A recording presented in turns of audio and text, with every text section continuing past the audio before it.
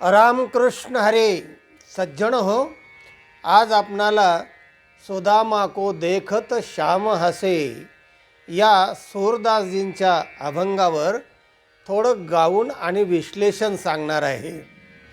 प्रसंग असा आहे की सुदाम हा अत्यंत दरिद्री आणि भगवान गोपाल कृष्ण द्वारकेचे राजे झाले.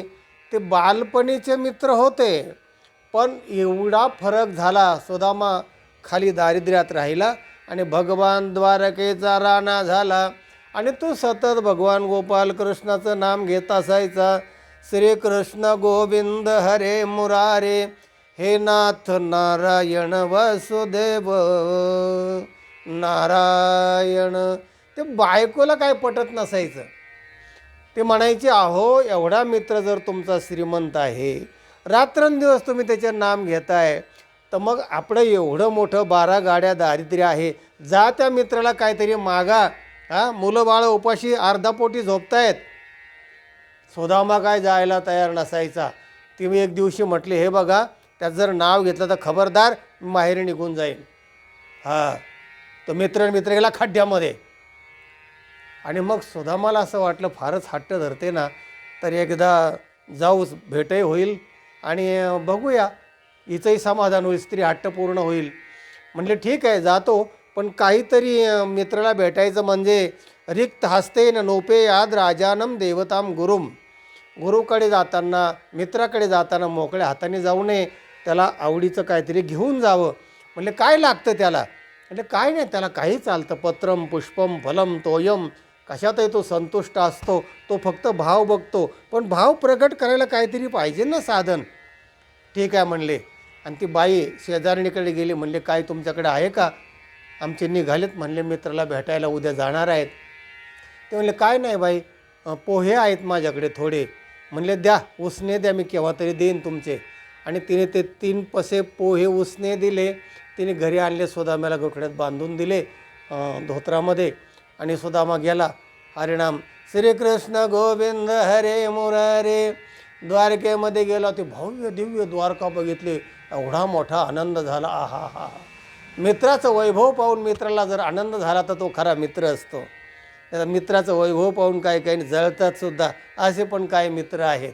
तेव्हा त्या द्वारपालाला विचारलं की म्हणाले, का हो भगवान श्रीकृष्ण जे ते हेच महाल का त्याचा?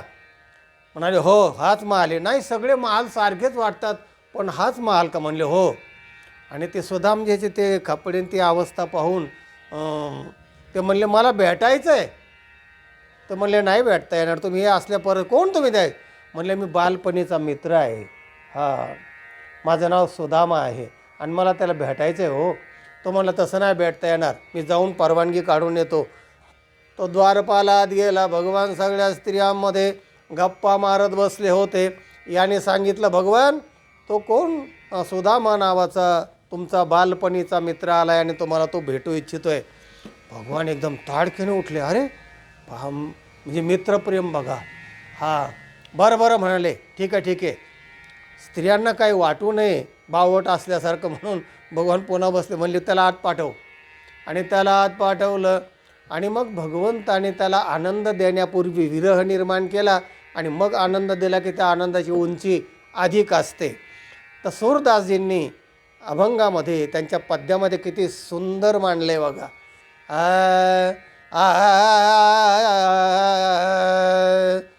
सुदामा को देखत श्याम हसे.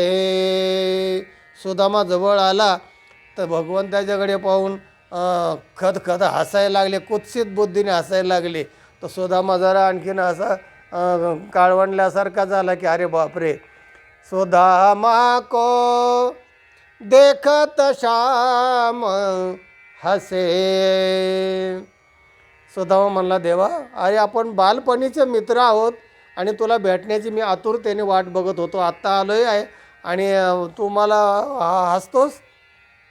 भगवान म्हणले, अरे हम तुम मित्र बालपन के अब तुम दूर बसे. अब तुम दूर बसे, सुदामा को देखत श्याम हसे. अरे मी आणि तू बालपणीचे मित्र आहेत. आता तो लांब बस, तिकडे बस. सुदामा जास्त पुन्हा घाबरला. असा करत करत असे पाय घसत जसं जाऊन तिथे बसला. सगळ्या स्त्रिया पाहतायत का, अरे बापरे, हा कसला असला मित्र. फाटी धोती टूटी पगडिया, फाटी धोती टूटी पगडिया, चालत पाव घसे.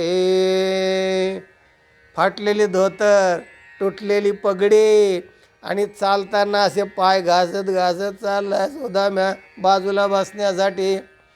सुदामा को देखत श्याम हसे. तिकडे जाऊन सुदामा बसला. असा ते पोह्याचे ते गठुडी गाठीत आता बगलेमध्ये मारलेली होती. आणि भगवंताने असं तिरक्या नजरेने पाहून सुदाम्याला भगवान म्हणतात, भाभीजीने कुछ भेट पठाई. का रे सुदामा, भाभीजीने काही भेट पाठवली का मित्राला, म्हणजे मला. भाभीजीने कुछ भेट पठाई, पोहे 3 पसे, पोहे 3 पसे. ती हळूच पुरचुंडी काढली सुदाम्याने आणि हळूच देवाच्या हातामध्ये दिली. 3 पसे पोहे त्याच्यामध्ये होते. भगवान मेटक्या मारू मारू ते गायला लागले. पोहे 3 पसे, 1 2 3 पसे, सुदामा को देखत श्याम हसे. सूरदासजी शेवटच्या चरणामध्ये म्हणतात, सूरदास प्रभु तुम्हारे मिलन से, सूरदास प्रभु तुम्हारे मिलन से, कंचन मेल गजे, कंचन मेल बसे. सुवर्ण योग आला देवाचा आणि या मित्राच्या भेटीचा. सुदाम जी को देखत श्याम हसे, श्याम हसे, श्याम हसे. सज्जनो, हा व्हिडिओ इतरांना पाठवा, लाईक करा. ज्यांनी चॅनलला सबस्क्राईब केलं नाही त्यांनी सबस्क्राईब करा. ऐकत रहा, ज्ञान वाटीत रहा, आनंदी रहा. रामकृष्ण हरी.